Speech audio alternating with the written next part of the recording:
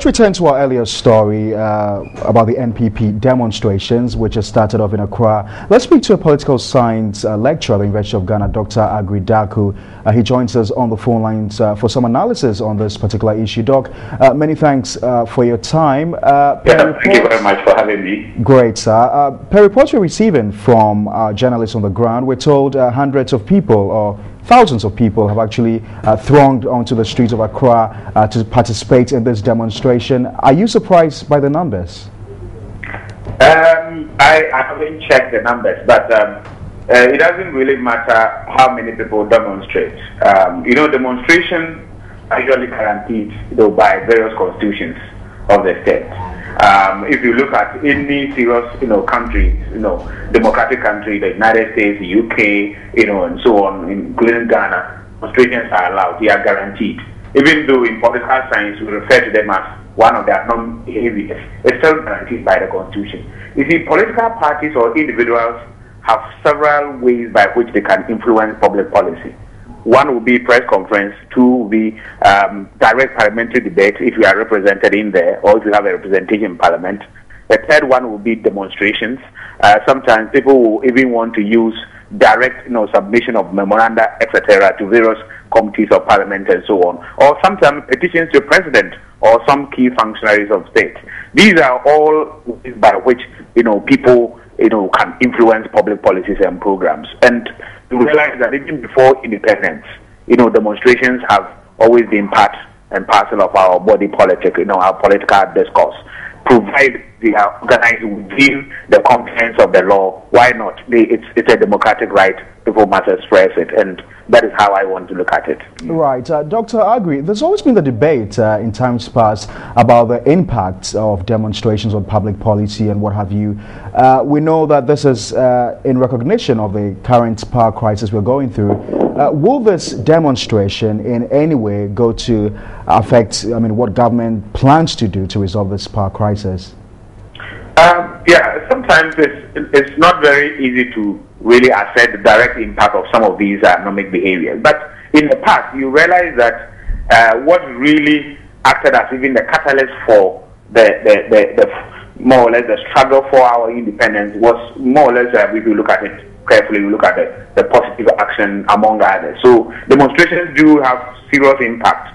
If you look at in the recent past, I think under before or so, some demonstrations literally forced Kufuor to reduce petrol prices and so on and so forth.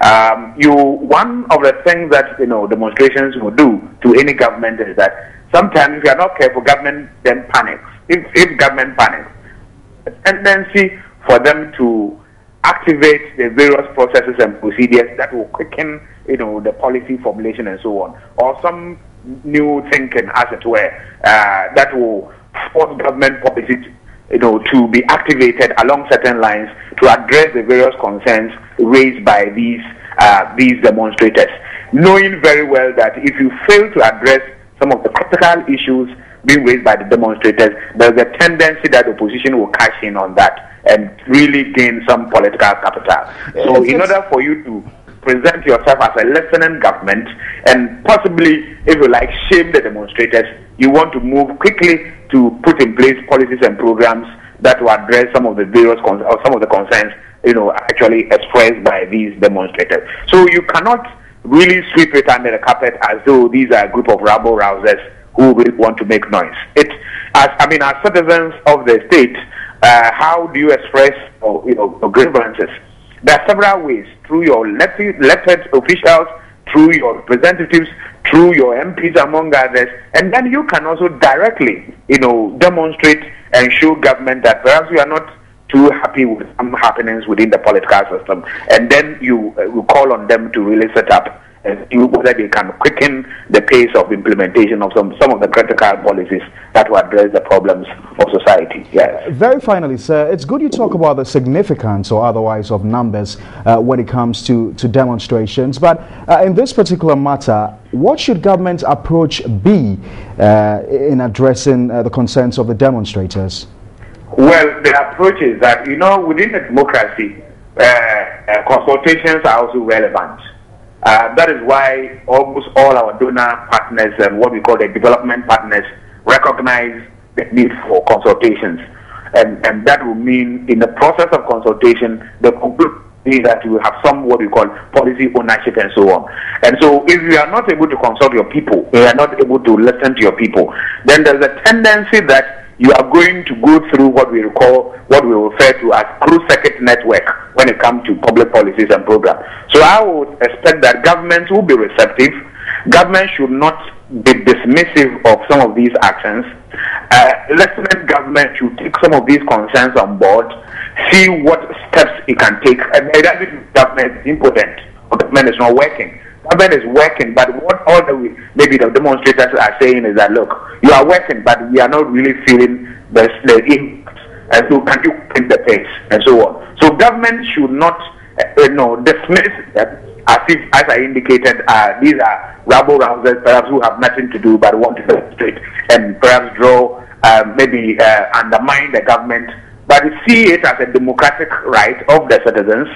And then the government should also see it as a duty, to take on board all those concerns, because some concerns can be addressed as quickly as possible. Some may be futuristic, but that will depend on the level of commitment the government will show towards the realization of those concerns. In fact, if you are able to even put in place strategies to really address the concerns, you can cash in, you can win some political capital out of it, because you then would demonstrate to the people that, look, yes, these were concerns you expressed.